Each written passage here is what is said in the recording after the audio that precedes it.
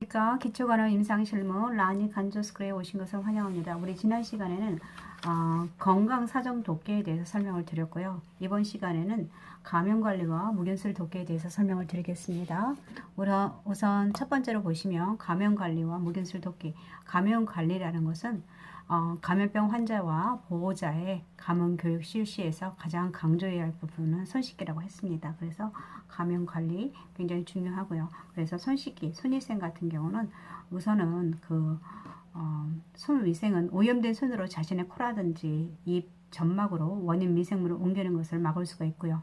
그리고 환경 오염시키는 걸 막을 수 있고, 그리고 다른 사람에게 원인 미생물을 옮기는 것을 막을 수 있는 중요한 방법입니다. 그래서 만약 손에 단백질 성분, 혈액이라든지 객담이라든지 묻어 있다면 반드시 비누와 물을 사용해서 손을 씻어야 되고요. 알코올 소독제도 사용하는 것도 추천됩니다. 그런데 알코올 소독제는 이렇게 간단하게 할 수 있는 거지만 손 씻기는 더 30초 이상을 해주는 게 좋고요. 그리고 알코올 소독제는 뭔가 약품과 약품 사이라든지 그 중간중간에 해주시면 좋을 것 같습니다. 그래서 언제 해주냐면요. 환자의 혈액이나 체액 분비물 등 접촉할 때는 장갑 착용 여부와 상관없이 손 씻기를 해야 되고요. 그리고 장갑 혹은 기타 개인보호 장비를 벗을 때 즉시 손 씻기를 하고요. 그리고 아까 말한 것처럼 환자에 접촉했거나 혈액이나 체액 분비물, 배출물 오염되었을 가능성이 있는 경우는 장비들을 다루기 전과 후에 당연히 해야 되고요. 그리고 환자 처치 후에 다른 환자를 처치할 경우 반드시 손을 씻고, 동일한 환자라도 다른 처치할 때는 손을 씻어주는 것이 좋습니다. 그리고 우리가 감염관리 무균술 독계라고 했는데, 모든 이제 처치라든지 간호할 때 멸균 물품 사용 등을 할 때는 무균 상태를 유지하는 것이 좋고요. 그리고 감염이라는 것은 미생물이 숙적 인간에게 자리 잡고 살면서 인체에 영향을 주는 것을 말합니다. 그리고 교차 감염이라는 것은 의료인의 손이나 사용기구를 통해서 환자가 감염되는 것을 설명하고 있고요. 중복 감염이라는 것은 감염병을 앓고 있는데 또 다른 감염병이 걸린 경우를 말하고 있습니다. 이가 중복 감염이 걸릴 수 있는 가장 큰 이유는 교체 감염에 의해서 일어날 수가 있으니까 우리가 손 씻기라든지 무균수를 유지한다든지 이런 것들이 굉장히 중요하겠죠. 그리고 교차 감염을 예방하기 위해서 손을 씻어야 할 경우가 있는데, 교차 감염을 예방하기 위해서 손을 씻어야 할 경우는 근무 시작 전과 후, 가운이라든지 마스크 착용 전과 후, 환자와 직접 접촉한 후에, 그 다음에 환자 붕대나 대소변을 만지고 난 후에, 아니면 투약 전이라든지 처치를 준비한다든지 이럴 때 손을 씻어야 하고요. 우리가 교차 감염을 방지하기 위해서 주의사항을 보면 가장 중요한 것은 손 씻기입니다. 그래서 간호하기 전후에 1분 이상 흐르는 물에 손을 씻어야 되고요. 그리고 손톱 밑을 주의해서 씻어야 됩니다. 그쪽에 손톱 밑이 세균이 가장 있을 수 있으니까 손톱 밑이라든지 손가락 사이라든지 그걸 갖다 집중적으로 씻는 것이 좋고요. 그리고 손에 상처가 있을 때 반드시 소독액을 바르고 장갑을 끼고 간호해야 되고요. 그리고 간호 처치 시에 고무 장갑이라든지 멸균 장갑을 착용해야 되고요. 그리고 환자의 질병에 대한 특성을 이해할 수 있어야 되고, 감염의 가능성에 대해서 항상 고려하고 있어야 됩니다. 그리고 분비물이나 드레싱은 위생적으로 처리해야 되겠죠. 그래서 이런 거 해주시면 좋고요. 감염 예방을 위한 주사기와 주사 바늘 관리에 대해 설명을 드리겠습니다. 우리 주사기라든지 그 다음 스펀지, 그 다음에 수액 세트 같은 것은 어디에 버려야 됩니까? 그쵸? 우리 일반 의료 폐기물에 버려야 되고, 주사 바늘이라든지 유리라든지 침이라든지 이런 날카로운 것들은 손상성 의료 폐기물에 버려야 됩니다. 그리고 우리가 의료 폐기물을 할 때는 여기 도형의 색상이라든지 굉장히 중요하거든요. 그래서 우리가 여기 보시면 격리 의료 폐기물 같은 경우는 도형의 색상이 보통 붉은색입니다. 그리고 인체 조직물이나 태방 같은 경우는 보통 도형의 색상이 녹색입니다. 그리고 그 외에 일반 의료 폐기물이라든지 아니면은 손상성 의료 폐기물, 그 다음에 병리계 폐기물, 그 다음에 생물 화학 폐기물, 혈액 오염 폐기물 같은 것은 다 상자형일 때는 노란색이고요. 그리고 봉투형일 때는 검정색입니다. 그래서 다 우리가 붉은색하고 녹색만 외워주시면 될 것 같습니다. 그 붉은색은 격리실에서 나온 의료 폐기물이고, 그 다음에 인체 조직에서 태반이 대표적인데, 태반 같은 경우는 녹색으로 도형 색상을 한다는 거, 그 외에는 노란색과 검정색 봉투로 사용하고 있다는 것을 알고 계시면 될 것 같습니다. 네. 소독과 멸균에 대해서 설명을 드리겠습니다. 소독과 멸균에 관련된 용어 정의를 먼저 보시면, 우리 멸균이라는 것은 아포를 포함한 모든 미생물, 그리고 병원성이라든지 비병원성이든 전부 사멸하는 것입니다. 그래서 그 대표적으로 우리가 사용하고 있는, 우리 의료기기에 사용하는 뭐 수술용 기구라든지 심장, 그 다음 요로 카데타, 주사바늘, NGO 같은 거 있죠. 그 다음 수액 같은 거, 몸에 들어가는 임플란트 같은 것은 다 이게 멸균된 상태입니다.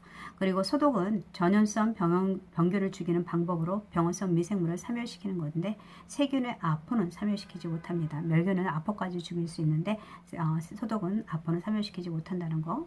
방부제는 직접 세균을 죽이지 않고 세균은 생활 환경이나 서식을 불리하게 합니다. 그래서 이것의 붕산수가 대표적이고요. 그와 비슷한 것이 정균이 있는데, 세균의 성장을 번식을 억제하는 것이 있고요.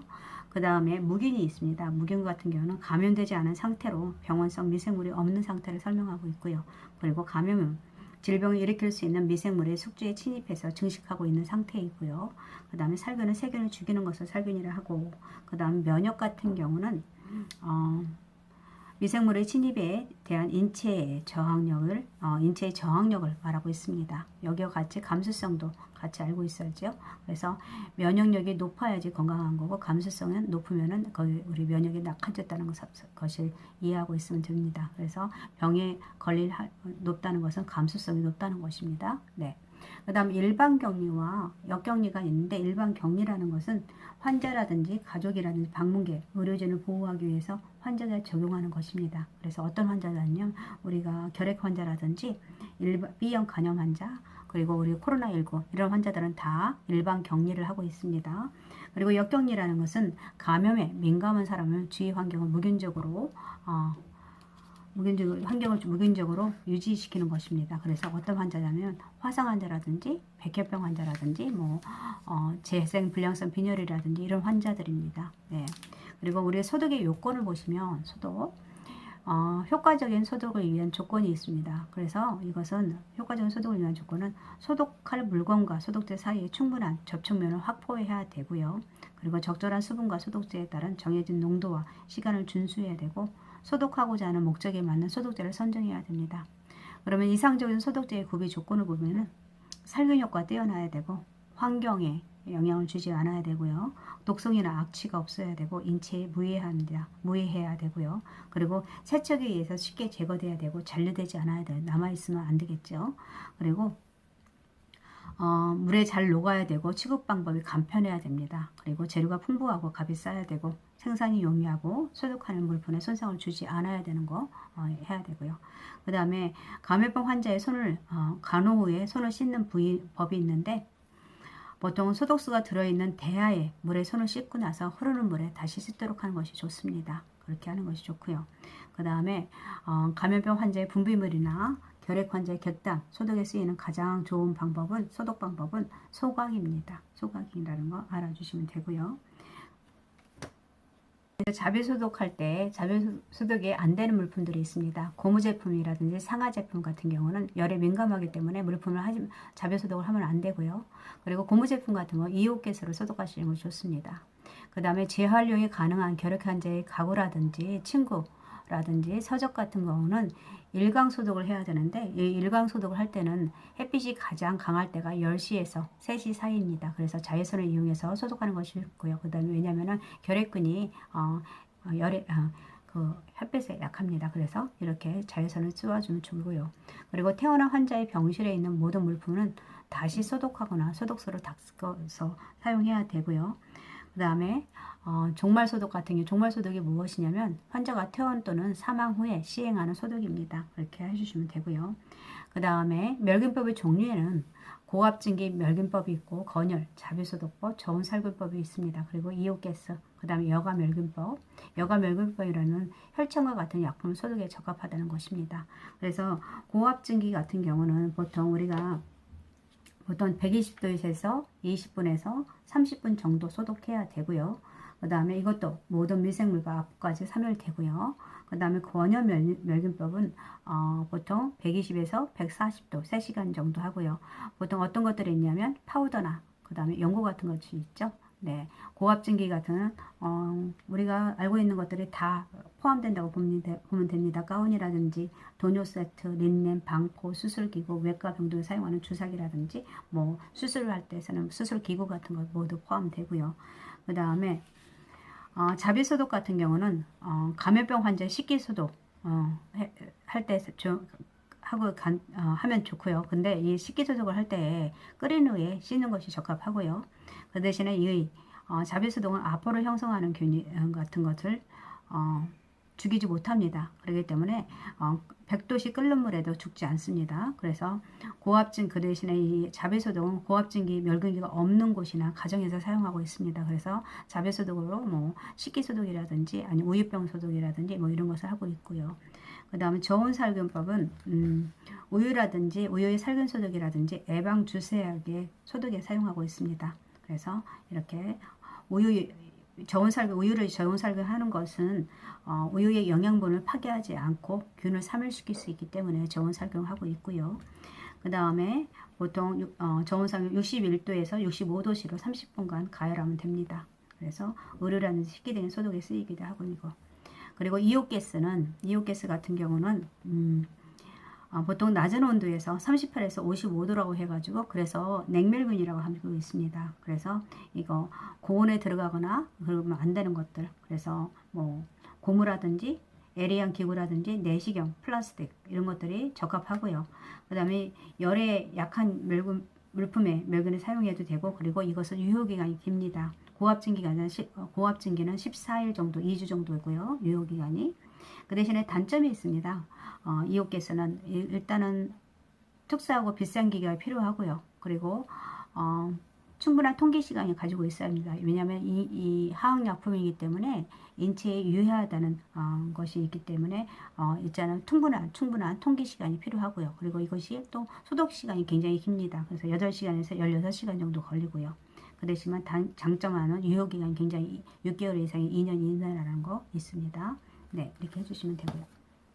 그 다음에 여가 멸균병이 혈청과 같은 약품 소독에 적합하고요. 네. 이동겸자에 대해서 설명을 드리겠습니다. 이동겸자 같은 경우는 보통 우리가 24시간마다 멸균해 줘야 되고요. 그리고 이 겸자 끝은 항상 아래로 향하게 들고 있어야 되고 허리 이하로 내려가지 않도록 하고, 그리고 멸균된 곳 위에서 소독솜을 놓을 경우에는 겸자 끝이 금연에 닿지 않도록 해야 되고요. 그리고 겸자통에서 꺼낼 때 겸자 끝이 양쪽 면을 맞물린 상태로 꺼내야 됩니다. 그리고 소독솜을 주고 받을 때도 겸적끼리 서로 닿지 않아야 되고, 그리고 소독된 물품은 반드시 소독된 겸자로 꺼내야 되고요. 그래서 멸균 겸자를 끝이 항상 손목보다 아래로 향하도록 하고요. 그리고 이동 겸자 사용 시 이동 겸자를 꺼내다가 겸자통 가장자리에 닿았을 경우, 간호조무사 같은 조무사는 당장 이동 겸자를 사용하기 때문에 이동 겸자를 겸자통에 뒤집어 꽂아 놓는 것보다는 간호사에게 보고하고, 그리고 새로운 멸균 겸자를 교체해 놓아야 하는 것이 좋습니다. 그리고 이렇게 해주는 게 좋고요. 그 다음에 뚜껑 달린 소독 용액을 다룰 때는 필요할 때만 열고 빨리 닫고요. 소독병에서 소독 용액을 따를 때는 조금 따라 버리고 입구에를 한번 씻어내고 따라 쓰는 게 좋고요. 네. 그리고 통에서 꺼낸 물건은 다시 사용하지 않더라도 다시 통에 넣지 않는 것이 좋습니다. 네. 그래서 소독 용기 뚜껑의 테두리는 오염된 것으로 간주하고요. 그래서 적절한 시기에 주기적으로 소독하도록 하는 것이 좋습니다. 그리고 소독 용기 뚜껑을 들고 있을 때는 내면이 아래로 향하고 하고, 뚜껑을 열어서 바닥에 놓을 때는 멸균된 내면이 위로 향하도록 하는 것이 좋습니다. 가능한 용기의 뚜껑을 여러 번 열지 않도록 하는 것이 좋고요. 그리고 소독 물품을 사용할 때는 분량만큼만 꺼내도록 하는 것이 좋습니다. 그래서 뚜껑이 열린 소독 용기 위로 물건을 건네지 않도록 하는 것이 좋고요. 그리고 우리가 사각으로 포장된 멸균포 개봉 순서를 보시면 보통 우리가 멸균 날짜를 확인하고 멸균용 테이프, 확인용 테이프를 확인해야 됩니다. 무슨 색으로 변해 있어야 되죠? 검은색으로 변해 있어야 됩니다. 그래서 우리가 열 때는 테이프를 먼저 확인을 하고 그리고 띄고 나서 우리 먼 쪽부터 포를 열도록 하고요. 그래서 오른손은 오른쪽 포를, 왼쪽 손으로 왼쪽 포를, 그리고 가까운 쪽은 접혀진 끝을 잡고 펴도록 하는 것입니다. 그 다음에 내과적 무균수와 외과적 무균수를 있는데 내과적 무균수를 하는 것은 수도꼭지를 잠글 때 수독 타월을 싸서 잠그도록 하고요. 격리 병동에선 사용된 기구나 쓰레기 같은 거 이중 처리해서 버리는 거 좋고요. 솔질을 할 때는 먼지를 털 때, 물건을 세척할 때는 기구를 신체로부터 멀리 놓아서 가운을 불결하게 되는 것을 방지해야 되고요. 그리고 오염된 드레싱을 제거할 때도 장갑을 착용하는 것이 좋고요. 그리고 교차 감염을 예방하기 위해서 환자의 분비물과 접촉 시 매번 장갑을 교환하는 것이 좋습니다. 그리고 목욕물이나 양치물을 같이 버려야 할 때는 액체가 튀지 않도록 주의하는 것이 좋겠죠. 네. 그 다음에 내과적 무균술이 요구되는 상황이 있습니다. 어떤 것이 있냐면 비건 삽입이라든지 관장액 주입이라든지 배액관 비육이나 직장 튜브 삽입, 장루 교환이나 기점적 투여라든지 일반 격리, 역격리를 할 때 내과적 무균술을 요구하고 있고요. 그 다음에 외과적 무균술이라는 것은 우리가 보통 어떤 경우냐면 수술실에 소독 가운을 입은 사람끼리 통과할 때 서로의 손과 가운이 앞면이 불균하지 않도록 서로의 등을 향하도록 지나가는 것이 좋고요. 그리고 손 씻기를 할 때는 미지근 물을 사용하고 손끝을 팔꿈치보다 높게 하는 것이 좋고요. 멸균을 유지해야 하는 천이라든지 종이에 어떤 용액이든 흘리지 않도록 하는 것이 좋습니다. 그리고 외과적 무균술이 요구되는 상황은 굉장히 많죠. 돈요관 삽입이라든지 주사약 준비 과정에서도 외과적 무균술을 사용해야 되고 멸균 물품 닿을 때라든지 아니면 주사라든지 아니면 주사 준비라든지 수술 시 침습적 행위 시 요추천자 시 여러 가지 있습니다. 그래서 해주시면 되고요. 그리고 외과적 소독 물품을 다룰 때도 주의해야 되는데 어떻게 되면 조명을 밝게 해야 되고 무균교질을 펴놓은 상태로 위에 손이 가지 않도록 하는 것이 좋습니다. 그리고 무균교질을 다룰 때는 말하거나 웃지 않아야 되고요. 그리고 가장 중요한 건 멸균 유효 날짜라든지 그 다음에 보통 2주 정도죠. 그리고 2주 정도가 되지 않았는지 경과된 꺼지는 다시 멸균해야 합니다. 그리고 뭐든지 드레싱 하든지 뭔가 준비하든 사용 직전에 꺼내는 것이 좋고요. 그리고 소독 물품 미리 풀어 놓아야 할 경우에는 멸균포로 덮어 놓도록 하는 것이 좋고요. 그리고 소독포 안에 꺼지를 손으로 집을 때는 멸균 장갑을 착용해야 합니다. 그리고 멸균 물품 소독 날짜가 수행할 것은 뒤로 배치해야 되는 것이 좋고요. 이렇게 해주시는 게 좋습니다. 네. 계속 상반기 간호조무사 국가시험 시험 봤던 거 계속 하고 있는데 44번부터 48번까지 한번 풀어보도록 하겠습니다. 44번 문제를 보시면요. 보시면 우리나라의 국민건강보험제도의 특성에 관한 설명으로 옳은 것은 이라고 했네요. 우리 첫 번째 보시면 본인의 선택에 따라 임의 가입할 수 있다. 우리 건강보험은 어떻게 됩니까? 우리 건강보험은 보통 강제보험적 성격이 가지고 있죠. 그렇기 때문에 임의 가입이 안 됩니다. 보험 가입 금액 한도 내에서 보장받을 수 있다. 아니죠. 보험료의 차등 결정, 부과라고 해가지고 보험급여의 균등 수혜가 이루어졌습니다. 그래서 수입이 좋은 사람은 더 많이 내고 그렇지만 우리가 보험급여는 균등 수혜 받도록 하는 것이 되어 있고요. 모든 보건의료 서비스에 보험급여가 적용되가 그렇지는 않습니다. 네. 그 다음에 보험자는 국민건강보험공단이다. 이거 맞고요. 개인의 위험 정도 계약 내용에 따라 보험료가 부과한다. 개인의 위험 정도라든지 계약 내용에 따라 이것은 우리가 건강보험이 아니라 우리가 개인으로 드는 개인보험 같은 것이 될 수 있습니다. 그래서 우리가 국민건강보험의 특성을 보면 강제보험적 성격이 있고요. 보험료의 차등 결정입니다. 그래서 형평부과라고 해가지고 이렇게 하고요. 그 다음에 보험급여는 균등 수혜 보고요. 수혜하고 그 다음에 단기보험적 성격이 있습니다. 그리고 소득 재분배의 기능을 수행하고 있고요. 그리고 위험에 대해서 분산 역할을 한다는 기능도 있고요. 그리고 사회 연대성을 강화한다는 기능도 있습니다. 그래서 여기서 답은 우리가 보험자는 국민건강보험이고요. 그 다음에 45번 문제를 풀겠습니다. 진료비 지불제도 중 사후 보상 결정 방식의 장점이라고 했네요. 이것은 어떤 진료비 사후 보상 결정 방식 이것은 행위별 수가제에 대해서 설명을 하고 있네요. 그렇죠? 그래서 진료비 심사 조정과 관련된 공급자의 불만이 감소된다. 이것은 뭐냐면 총액 계약제에서 이런 장점이라 할 수 있고요. 의료진의 재량권이 확대되어 의료의 질이 높아진다. 그렇죠. 그래서 이것은 의사의 적극적인 서비스 제공 요구가 되고요. 그래서 그 다음에 양질의 의료 서비스를 제공할 수 있고요. 의료인의 자율성이 보장됩니다. 그래서 답은 2번일 것 같고요. 예방 중심의 의료 서비스가 강화된다. 이것은 뭐냐면 1차 진료로 인해 가지고 이게 인두제 같은 영국 같은 주민들에게 예방의료라든지 공중보건, 개인위생을 위해서 노력하는 거, 이거에 대해서 설명하고 있는 것 같고요. 그 다음에 가행진료를 예방할 수 있고 행정관리가 간편하다. 이것은 뭐냐면 포괄수가제에 대해서 설명하고 있네요. 그래서 답은 답이 의료제약은 사후보상 결정에서 행위별 수가제에 대해서 설명한 거예요. 그거에 대한 장점을 물어보고 있는 것 같습니다. 그 다음에 46호 고도 20에서 30km 대기 중에 있고 태양 자외선을 일정하게 막아주는 것은 이라고 했네요. 그래서 우리가 보면은 대기는 보통 1000m 상공에 있는 대기층을 지상으로부터 공기는 지상으로부터 약 1000m 1000km 상공에 있는 대기층을 구성하고 있습니다. 그래서 지상에서 11에서 12km까지는 대기층이 대류권이라고 하고 있고요. 그래서 12에서 50km 대기층은 성층권이라고 하고 있습니다. 이 성층권 안에 20에서 25km 정도의 대기층은 오존층입니다. 그래서 오존층의 역할은 보면은 보통 태양의 자외선을 일정하게 막아주는 것입니다. 그래서 우리가 여기서는 오존층을 설명하고 있고요. 전리층 같은 경우는 우리 굉장히 높은 거기 있습니다. 그래서 보통 300km 위쪽에 있습니다. 외기권은 보통 뭐라고 해야 되나?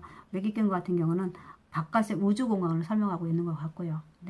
그래서 여기서의 답은 중간권 같은 경우는 보통 성층권 아까 50km까지 되는데 성층권 위를 갖다가 중간권이라고 하고 있습니다. 그렇기 때문에 우리 여기서 답은 오존층이 되겠네요. 17번 보겠습니다. 전 다음 설명에서 대기오염의 현상이라고 나왔네요. 공장이나 자동차 배기가스에서 배출된 산화물이 대기 중에서 산화되어 있다가 지상으로 강하여 생태계 교란이나 산림 황폐와 철제 구조물의 부식 등의 피해를 준다라고 되어 있네요. 보통 이것은 산성비를 말하고 있고요. 이 산성비라는 것은 우리 빗물은 보통 pH가 5.6에서 5.7 정도 돼야지 빗물이라고 할 수 있습니다. 근데 pH가 5.6 이하일 때를 산성비라고 하고 있고요.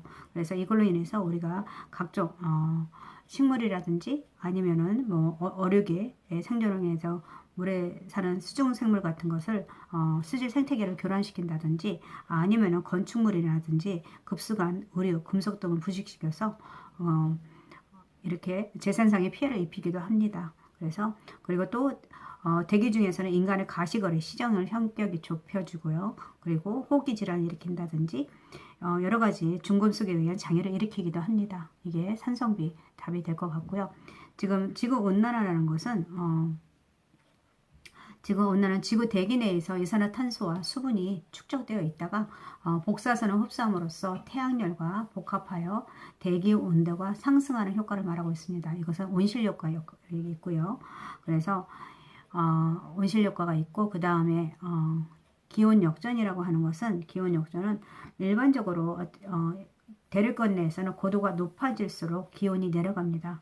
그래서 평균 100m 상승할 때마다 0.56cc, 556도cc 내려가는데 이와 반대로 고도가 높아질수록 기온이 높아져 가지고 고도가 높은 곳에서 높은 곳이 하층부보다 기온이 높이 나타나는 것을 기온 역전이라고 합니다. 이게 기온 역전이고요. 그래서 이런 걸로 인해서도 많은 우리가 피해를 대기 오염으로 인해서 나타나는 걸로 알고 있고요. 가장 대표적인 런던 스모그라든지 로스앤젤레스 스모그 현상 같은 게 나타날 수 있습니다. 그리고 황사 현상이라는 것은 중국이나 몽골에서 오는 이런 사막과 같은 황토지대에서 작은 모래가 황토가 또는 미세먼지가 떠다니다가 상층의 바람을 타고 멀리까지 날아가는 현상을 갖다가 황사 현상이라 하고 있고요. 그 다음에 열섬 현상이라는 것은 도시의 온도가 주변의 다른 온도보다 높이 나타나는 현상을 말합니다. 그래서 다기 오염이라든지 건물의 인공열 따위 이런 것들이 인공열로 인해서 그런 것들이 원인이 될 수 있고요. 그래서 이 답은 여기서는 산성비라 할 수 있겠네요. 네. 그 다음에 뭐냐면 도시 하수처리법을 순서로 옳은 것은 이라고 했나요? 그래서 여기서 보시면 도시 하수처리법에는 보통 스크린하고 침사지, 침전지, 생물학적 처리라고 여상법이라든지 활성온이법의 순서로 정화가 이루어지고 있습니다. 그래서 여기서 침사지 그리고 스크린 그리고 침사지, 침전지 그리고 활성온이법이라고 합니다. 그래서 생물학적 처리 중에 하나로 활성온유법인데 여기서 이것은 활성온유법은 영국에서 시작되었고요. 그래서 온이란 뜻이 뭐냐면 호기성균을 풍부하게 함유한 것을 말하고요. 이 온유를 하수에 주입하고 공기를 보내서 잘 섞으면서 수유 부유물을 처리하는 것이 활성온유법입니다. 그래서 답은 4번이 되겠네요. 네. 그리고 이 활성온유법의 특징을 보시면 생물학적 처리 방법 가장 우수한 방법이고요. 그리고 토지가 적게 들고 파리나 모기 발생들이 방지할 수 있고요. 일반 도시 하수는 보통 4시간에서 10시간 포기 시간이면 정화되고요. 그리고 이 활성온유법은 도시 하수 처리법으로 이용되고 있는 방법입니다. 그래서 이걸 사용하고 있고요. 그래서 도시 하수 처리법 순서는 스크린하고 침사지, 침전지, 활성온유법이 되겠네요. 네, 이번에는 우리가 검사 돕기에 대해서 설명을 드리겠습니다. 그래서 우리가 알고 있는 위인 내시경이라든지 기관지경 검사, 성맥 신우 촬영, 그리고 상부 위장관 촬영 수리라든지 아니면 혈액과 관련된 거 그런 거에 또는 천자, 복수 천자라든지 이런 검사에 대해서 설명을 드리겠습니다. 오늘 함께 해주셔서 감사합니다.